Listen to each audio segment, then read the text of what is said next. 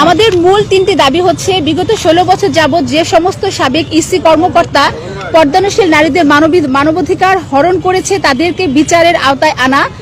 2 নম্বর হচ্ছে পর্দানশীল নারীদের ধর্মীয় ও প্রাইভেসি অধিকার অক্ষুণ্ণ রেখেই অবিলম্বে এনআইডি প্রদান করা। আর তৃতীয় হচ্ছে পর্দানশীল নারীদের ফিঙ্গারপ্রিন্ট নেওয়ার জন্য মহিলা অফিস সহকারী বাধ্যতামূলক করা। এই তিনটাই হচ্ছে আমাদের মূল দাবি। আচ্ছা, এখানে আমাদের যেটা সমস্যা সেটা হচ্ছে যে আমরা চাই না যে আমাদের দুটা গুনাহ হোক।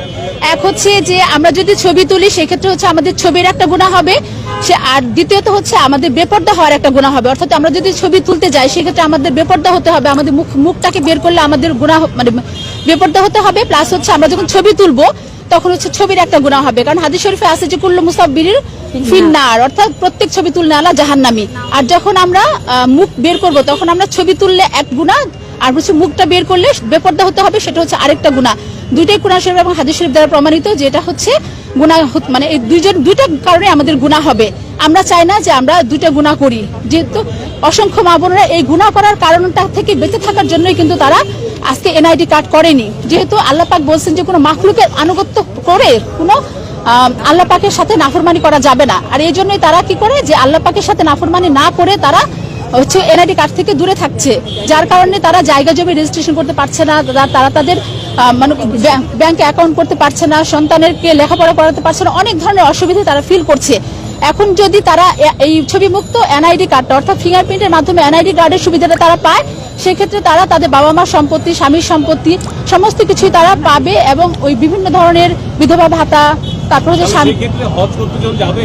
ভাই আপনারা বারবার আর একটা বিষয় যেটা বলার বিষয় যে মানুষের জন্যই তো নিয়ম করা, নিয়মের জন্য তো আর মানুষ না। তো ছবি তুলে যে হজ করার বিষয়টা, সেই নিয়মটা কিন্তু নতুন। আজ থেকে আপনি 30-40 বছর আগের দিকে তাকান, তখনও মানুষ হজ করছে, তখন হজ বন্ধ ছিল না, ছবি না তুলেই হজ করতে গেছে, এটা নতুন নিয়ম। আজকে ছবি তোলার নিয়ম আছে, আগামী দিন যদি আমরা আন্দোলন করি তাহলে তখন ছবি তোলার নিয়ম বাদ হবে। তো এই জন্য তো আমরা নাগরিক সুবিধা থেকে বঞ্চিত হতে পারি না। মহিলা আঞ্জুমানের যারা সদস্য রয়েছেন তারা নির্বাচন ভবনের সামনে তারা একটি মানববন্ধন করছেন। আপনারা দেখতে পাচ্ছেন হাতে ব্যানার রয়েছে তাদের, এবং তারা বলছিলেন প্রধান নির্বাচন কমিশনার বরাবর যে স্মারকলিপি তারা প্রদান করবেন একটু পর, সেই স্মারকলিপিতে তারা উল্লেখ করেছেন যে বিগত 16 বছর যাবৎ পর্দানশীল নারীদের মানবাধিকার হরণ করা ইসি কর্মকর্তাদের বিচার করা হোক। দ্বিতীয়ত তারা যে দাবি, তৃতীয় দাবি, পর্দানশীল নারীদের ধর্মীয় ও প্রাইভেসির অধিকার অক্ষুণ্ণ রেখেই এনআইডি প্রদান করা হোক।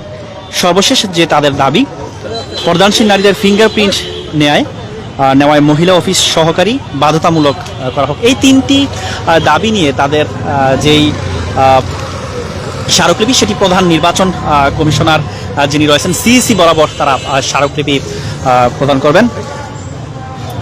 প্রধান নির্বাচন কমিশনার AMM নাসির উদ্দিন তার বরাবর তারা স্মারকলিপি প্রদান করবেন একটু পর। আপনারা দেখতে পাচ্ছেন সরাসরি ঢাকা পোস্টে। দর্শক, কে